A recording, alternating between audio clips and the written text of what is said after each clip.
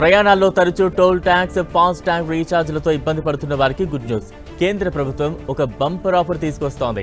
దేశవ్యాప్తంగా ప్రస్తుతం ఉన్న అన్ని జాతీయ రహదారులపై ఏడాదంతా ప్రయాణానికి ఒకేసారి చెల్లింపు వ్యవస్థను ప్రవేశపెట్టేందుకు చర్యలు ప్రారంభించింది. కొత్త టోల్ పాలసీని అభివృద్ధి చేసే ప్రక్రియలో ఉంది.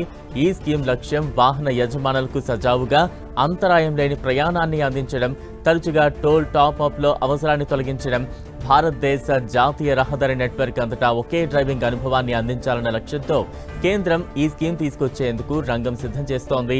ఈ స్కీమ్ ముసాయిదా ప్రతిపాదనలో భాగంగా వాహన యజమానులకు త్వరలో 3,000 వార్షిక రుసుము ప్రవేశపెట్టే అవకాశం ఉంది. తద్వారా వారు ఏడాది పొడవునా జాతీయ రహదారులు, ఎక్స్ప్రెస్ వేలు, రాష్ట్ర ఎక్స్ప్రెస్ వేలపై స్వేచ్ఛగా, పరిమితులు లేకుండా ప్రయాణించవచ్చు. కొత్తగా తీసుకురాబోతున్న ఈ స్కీమ్లో 2 చెల్లింపు విధానాన్ని తీసుకురాబోతున్నారు. మొదటిది వార్షిక పాస్. దీనికి ప్రతి సంవత్సరం 3,000 ఫ్లాట్ పేమెంట్ చేయాల్సి ఉంటుంది. ఇది వినియోగదారులకు టోల్ రోడ్లపై అపరిమిత జర్నీని అందిస్తుంది. ఇక రెండవది దూరాన్ని బట్టి పాస్ తీసుకునే సౌలభ్యం.